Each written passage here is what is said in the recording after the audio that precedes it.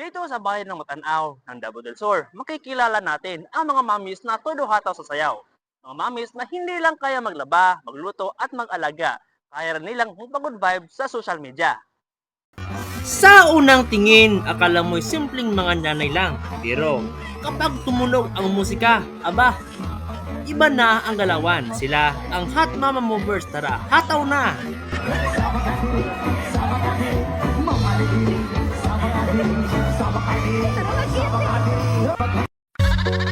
Bebas bayar. Aku lagi cari mama-mama muda buat kasih uang sejuta.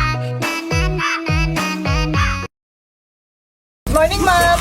Ma'am, dili ko ka duty karon, ma'am. Kay ulan kay diri sa mga ma'am. Pati ko suga mga nagtulo-tulo jud siya, ma'am. Salamat, ma'am, sa mong pagsabot. Bye. Dito sa New Katipunan Matanaw ng Davao del Sur, hindi lang tanawin ang maganda, kundi patay na ang mga hot mama na tila laging handa sa pagrampa. Halina at kilalanin natin sila.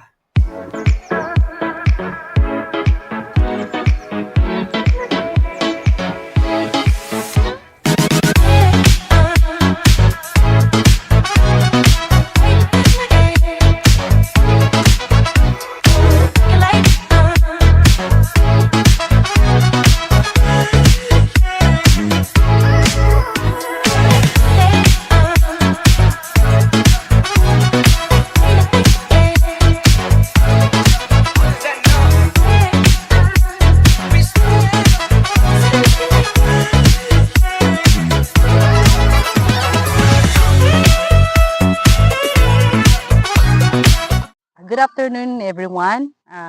My name is Sheena, the owner of Hot Mama Movers. Maraming salamat po sa DMG Euro Films. Ang namugna niya nga mo ang vlog is because isa ra may company. Na ako'y nakita ko potential sa ilaha nga willingness nga mosayaw, gusto sila mag-vlogger. So, nag-create me og mga dance moves nga kaya din nila. So, I decided to open up my Facebook. It's been 2 years siya wala nagamit. So, nakita na ko sila nga naa sila, porsigido sila nga makasayaw ug makahatag og kalipay sa ubang tao. Ngayon naman, silipin natin ang tinig ng mga nanay. Mga simpleng ina, pero may mga malalalim na mensahe. Mahalaga to para sa isang nanay kasi para mawala yung mga problema sa pangbuong bahay na makatingin sa amin, masaya sila. Ngunit sa likod ng masasayang tawa at galaw, may mga pagkakataon din na napapagod. Tulad na lang ni Nanay Telma, na kahit ilang beses siyang anyahan ng kanyang kagrupo, minsan ay wala na rin siyang gana. At siyempre, bago magtapos ang video, sinampulan muna kami ng mga Hot Mama Movers sa kanilang viral at mga dance moves.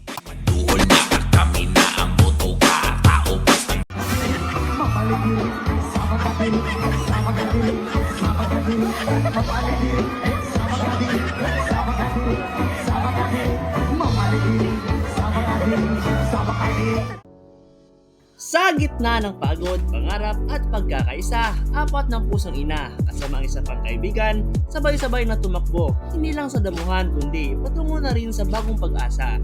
Hindi sila artista, hindi sila sikat, pero sa bawat hakbang, dala nila ang kwento ng libo-libong Pilipinang nanay na kahit pagod, kahit minsan ay gustong tumigil, pero patuloy pa rin sa laban.